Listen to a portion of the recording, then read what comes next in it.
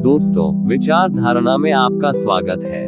चलिए आज हम गौतम बुद्ध की एक और प्रेरणादायक कहानी सुनते हैं। तो दोस्तों, गौतम बुद्ध के मठ का ये नियम था कि उनका कोई शिष्य जब भी कभी बुद्धत्व को प्राप्त कर लेता, तब उसे कहा जाता कि एक दिशा में चले जाओ और आसपास के जो लोग हैं उनका ज्ञान वर्धन करो, उनकी आत्मा और चेतना को जागृत करने का प्रयास करो और उनको सद्मार्ग पर लाने का प्रयास करो। गौतम बुद्ध का एक शिष्य था जो 6 साल से मठ में रह रहा था और तपस्या कर रहा था। एक दिन वह परेशान हुआ और सोचने लगा कि मेरे गुरुदेव ने मुझे आदेश क्यों नहीं दिया दूसरे जगह ज्ञान बांटने का। इसी बात पर नाराज होकर वह गौतम बुद्ध के पास गया और कहने लगा कि मेरी तपस्या में ऐसी क्या कमी रह गई?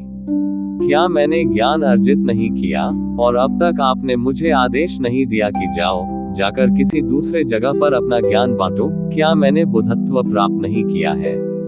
तभी गौतम बुद्ध ने शिष्य से कहा, सुनो, तुम्हें थोड़ा और समय लगेगा, अभी यही समय बिताओ। ये बात सुनकर वह शिष्य चिढ़ गया और कहने लग गया कि गुरुदेव, आपके ज्ञान में कमी रह गई और आप मुझे ज्ञान नहीं दे पाए। गौतम बुद्ध को लगा कि ये समझेगा नहीं और कहा, ठीक है, कल सुबह पूर्व दिशा में एक गांव है, वहां जाना और वहां से भिक्षा लेकर आना और अपना पूरा दिन वही बिताना और कोशिश करना कि वहां के लोगों को थोड़ा सा ज्ञान बांटना और आकर मुझे बताना कि अनुभव कैसा रहा। वह शिष्य बड़ा खुश हुआ। उसको लगा कि अब तो बात बन गई, अब मुझे आदेश मिल गया और वह दूसरे दिन सुबह पूर्व दिशा की उस गांव में चला गया। शाम में जब वह वापस आया तो हाथ में पट्टी बंधी थी और हाथ पैरों पर चोट के निशान थे। ये देखकर गौतम बुद्ध ने उस शिष्य से पूछा कि ये क्या हाल कर लिया? तब उसने बताया कि आपने मुझे कैसे गांव में भेज दिया।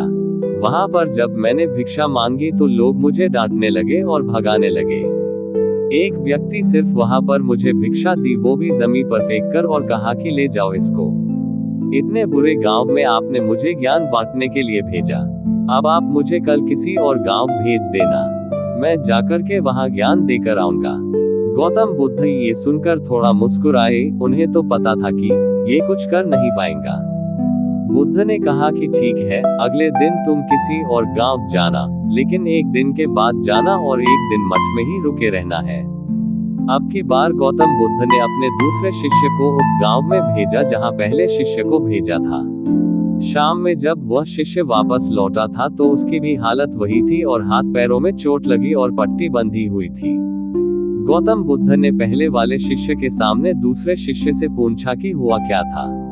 तब उसने कहा कि जिस गांव में आपने मुझे भेजा था वह के लोग बड़े भोले भाले हैं, भिक्षा दे नहीं रहे थे। एक व्यक्ति ने मुझे जमीन पर फेंककर भिक्षा दी और मैंने उसे स्वीकार कर लिया और उसे आशीर्वाद दिया कि तुम्हारा कल्याण हो।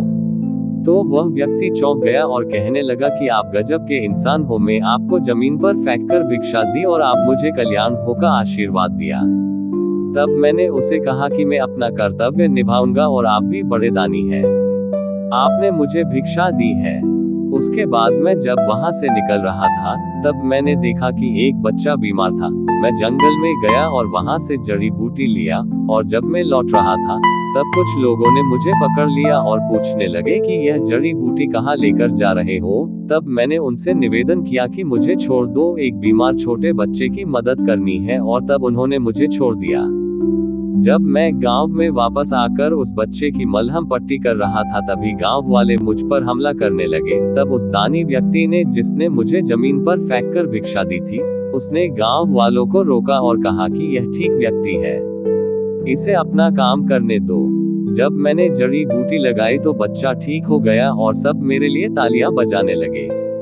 सभी गांव वाले कहने लगे कि कल फिर आइएगा, गुरुदेव मुझे कल फिर उस गांव में भेजिएगा, क्योंकि वह बड़े ही भोले लोग हैं, समझते नहीं है, बस प्यार बहुत है, और अब की बार कोशिश करूंगा कि थोड़ा प्यार और उनके पास से पाऊं और उन तक ज्ञान पहुंचा पाऊं। वो सब ज्ञानी तो हैं, लेकिन अनजान व्यक्ति से बात करने में डरते हैं।